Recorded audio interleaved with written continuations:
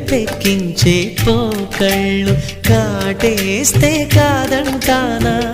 ఇప్పుడైనా వయసేమైనా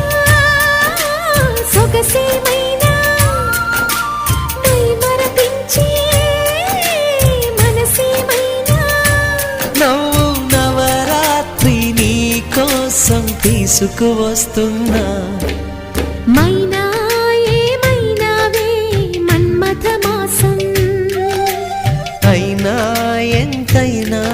ఇది మెత్తని మోసం తీయనైన తీరిక తీర్చమంది కోరిక నీకు తోడు